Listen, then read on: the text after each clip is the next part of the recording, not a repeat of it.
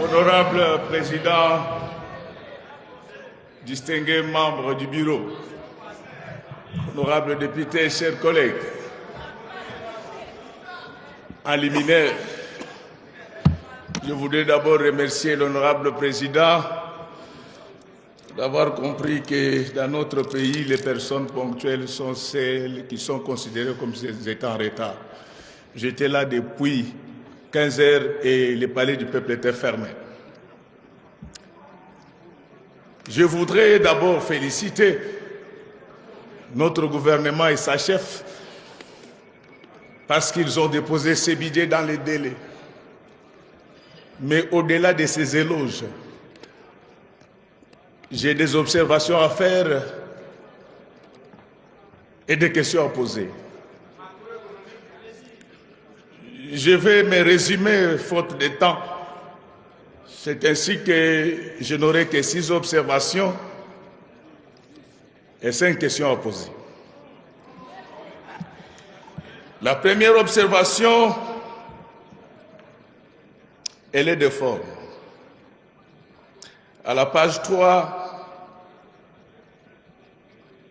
au 4e paragraphe, il y a une phrase incomplète. Les documents numéro 1, bien sûr. Parce que les autres, ce sont les documents qui accompagnent les budgets.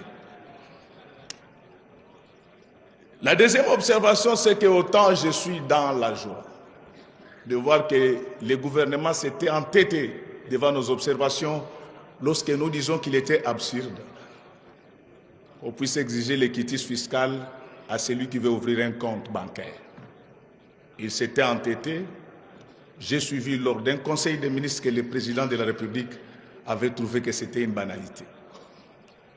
Ainsi, je suis non seulement dans la joie, mais je suis dans les jubilés de voir que dans la loi sous examen, à l'article 30, nos préoccupations d'antan ont été prises en compte.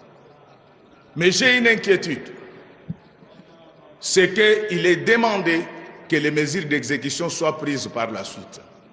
Honorable Président, je voulais vous demander de veiller que les mesures d'exécution qui suivront puissent rester dans l'esprit du projet qui nous est déposé. Troisième observation, c'est le taux d'inflation. Le taux d'inflation dans tous les pays du monde n'est pas de l'apanage du gouvernement. On élargit le bloc opératoire pour plus de fiabilité.